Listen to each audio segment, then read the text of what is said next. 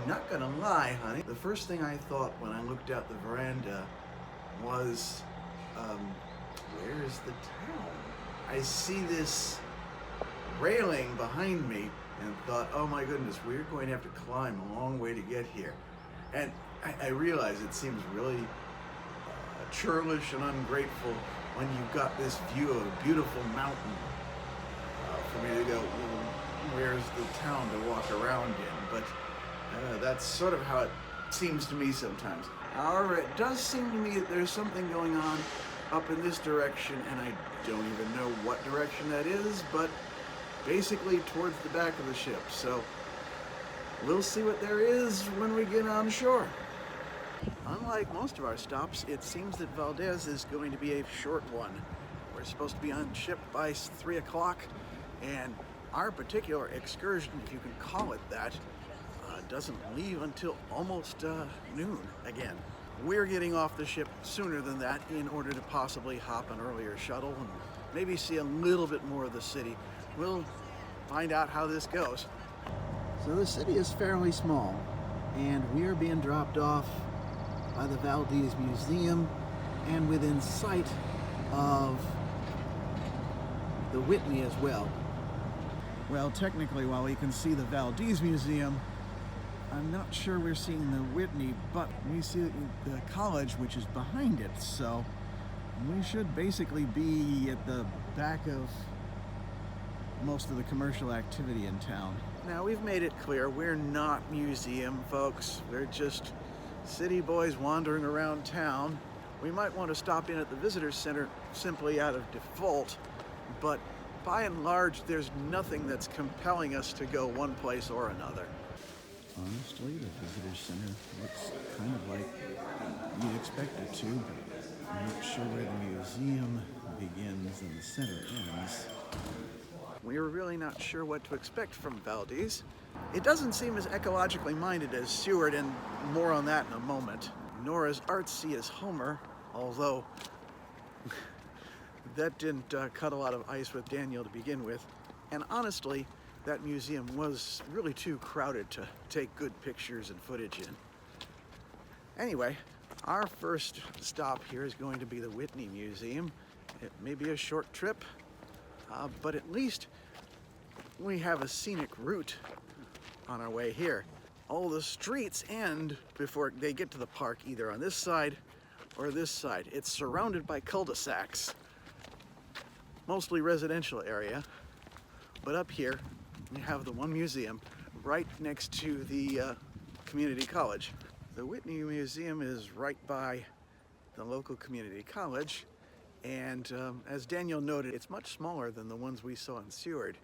To be fair, those are specialized, and I presume people come from all over Alaska to go to some of those. Also, bear in mind, this isn't a very big town either. Daniel's frame of reference is something like Harper, and that serves a suburb of some 50,000 that's surrounded by other suburbs of equal size or larger in some cases. So compared to that to Valdez with 3,700 people, and the size of this place begins to make some sense. It would seem that the Whitneys were collectors of what you'd call Alaskana, both from native tribes and probably from the sourdough prospectors who came up here during the gold rush. Some of the work is particularly unique, like this artwork on leather and no end of stuffed animals. Although not the kinds that we think of back at home. Native boat making, and masks, and toys for the kids, as well as trophies from the hunt. Well, it was a very short visit, but it's all one room, and it can be taken in with a single turnaround, so that's not so bad. That's a quick look, and then head out because we've got a few other spots to stop at. I would be a little remiss if I didn't point out right by the college is this rather large, we believe it's a house. Most houses around here seem rather small, but this one's fairly large and has this dramatic porch So we had to point that out because it just seemed rather unusual where it is. It's still amazing as we make our way back just how massive the mountains are in the distance across the bay where our ship is docked. It's kind of wild to be walking around here past City Hall, Fairbanks Drive and all that, and realize there are no stoplights. It is just, we can walk as long as we look both ways before crossing. There really isn't that much traffic to be worried about. And a little bit of tiny nature in front of the boat display. Say hi to the bunny rabbit. Hey there, kiddo. The exhibits here are a little bit more Daniel's speed, with a lighthouse lamp, an old-style fire truck, 2 of them in fact. Haven't found a fire boat though, but we've just gotten inside. Here's the interior of a typical prospector's cabin from the Yukon Gold Rush.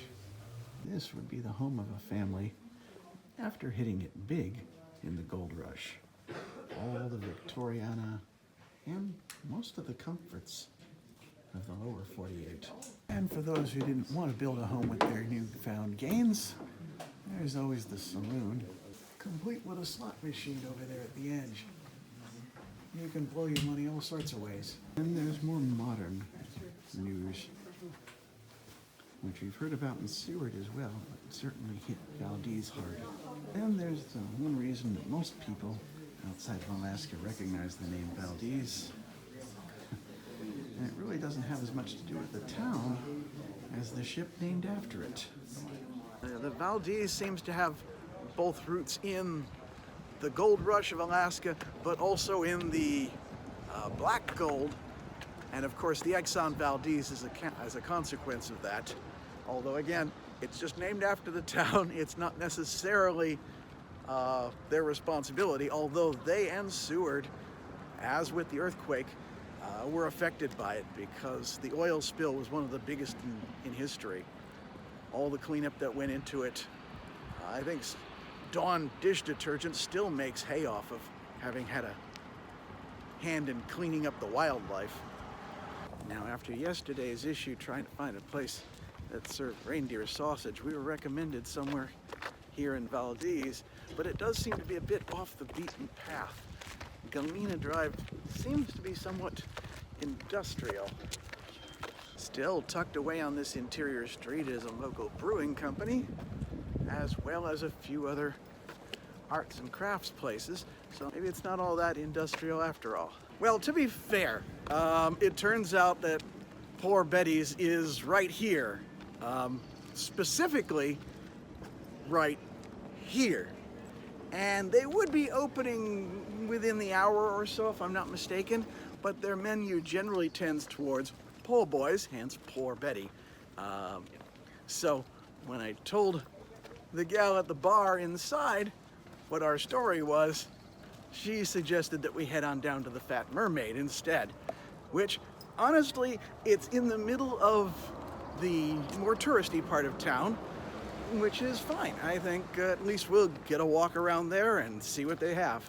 I will say, for those interested, they have a fair number of varieties of craft brewery, but including one called Prop Wash Pilsner, which if you're going to use it to clean your propellers with, I'm not sure you'd want to put that in your stomach, but okay, whatever.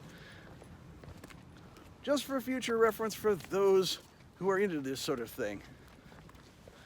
I'm no judge of the stuff, so I just report, you decide. Now this is something I more expected out of Alaska, where you've got your dumpsters completely locked. And wow, all sorts of notices on here, not that bears can read. Although I'm amused by the one about putting hazardous or toxic waste in the container. I mean, seriously, can't you imagine the idea of Alaska's version of Godzilla? Toxic bear! Oh! Kind of amusing to see that they not only sell it, but they FedEx the stuff.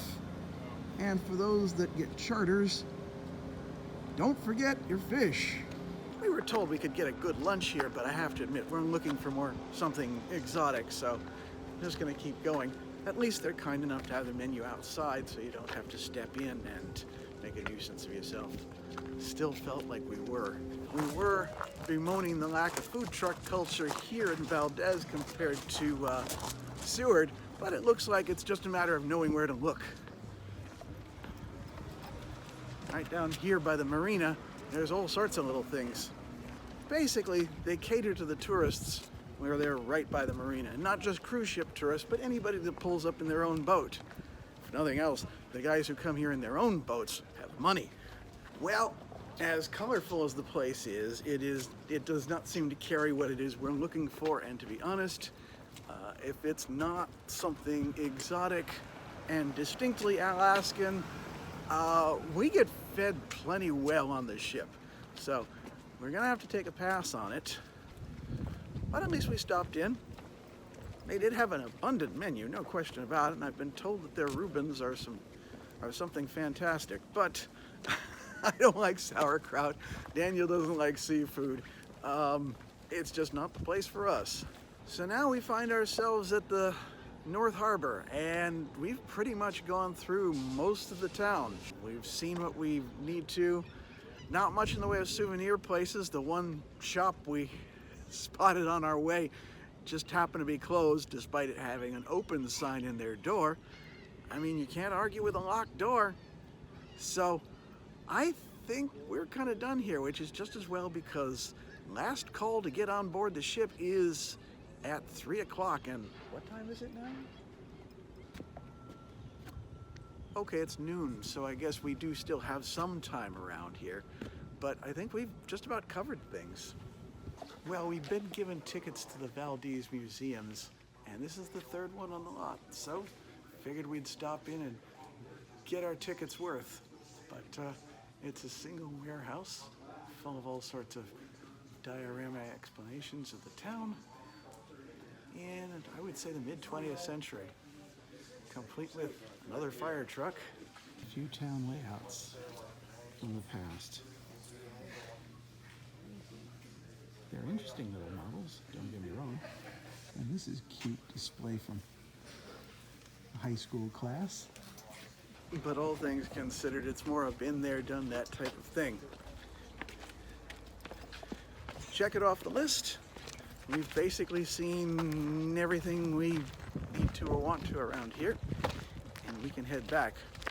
And a good thing, it's past noon now, and we're kind of running out of time.